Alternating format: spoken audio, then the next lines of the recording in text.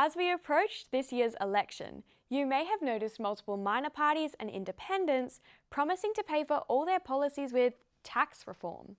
Just a quick glance at the Australian Greens website and you'll see they found a way to mention taxing billionaires in every single one of their 2025 policies.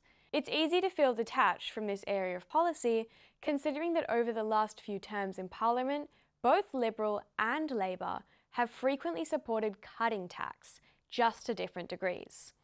So, I've spoken to Professor Miranda Stewart from the University of Melbourne Law School on Australia's current fiscal system and whether major reform is even plausible. I think it's pretty unlikely we'll get major tax reform unless we have a minority government.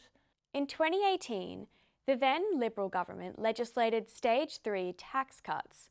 The bracket, which previously taxed individuals at 37% of their income, was removed entirely.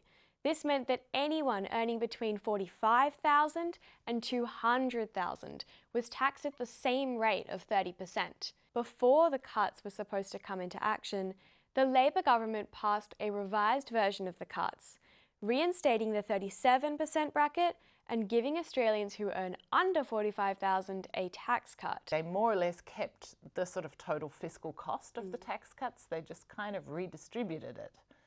So everybody still did get a tax cut, because when you cut taxes in the lower brackets or raise the threshold, higher income people also benefit. More recently, Labor announced a surprise further tax cut with their budget and rushed the bill through Parliament days before calling the election, giving Australians an extra $5 a week on average. So it's not a lot, as you point out. The reality is that that tax cut also goes to the very richest. That makes the fiscal cost of the tax cut quite large, like over sort of what we call the forwards, it's cost about $17 billion, because it's going to everyone, which is what the Treasurer has said, a tax cut for everybody. If the Liberals form government tonight, they have said they will reverse these tax cuts, instead proposing to halve the fuel excise from approximately 50 cents per litre to 25. It flies in the face of climate policy. I mean, we're in this kind of, we should be in an energy transition. Governments should be reducing the cost of electric vehicles and electrification, public transport.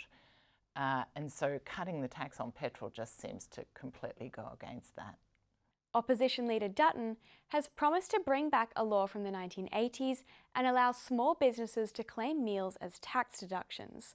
Labor is firmly against this policy and commissioned the Treasury to calculate its annual cost, totalling anywhere between $1.6 and $10 billion. Yeah, no, I'm not a fan of the lunch tax concession. This is very easy to abuse and hard to protect and enforce. Even with both our major parties focused on cutting tax, if 2022 trends continue, we could have a predominantly Greens and Teal crossbench with policies at odds with both major parties. The Greens suggest introducing a 10% wealth tax on all wealth over $1 billion. The richest people, they don't hold $1 billion in their bank account.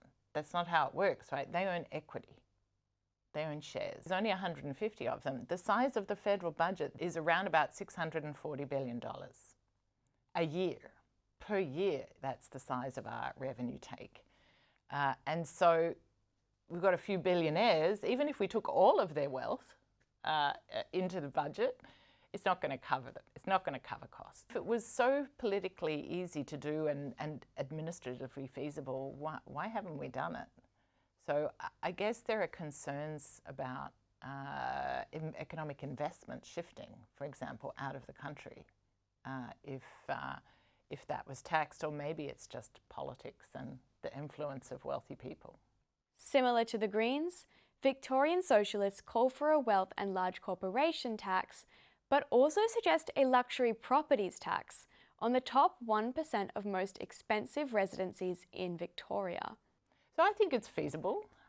We do tax properties a bit high. The big issue is that we exempt homes. The Teal independents are quite united on the issue, with 8 MPs campaigning to index tax brackets to inflation. Very easy to change the rate structure. What I'd like to see is more revenue raised elsewhere, as the Teals have said, broadening the base of the income tax, taxing savings and investment better, maybe raising the GST, which I suspect is intended by the Teals, but they haven't really wanted to say so.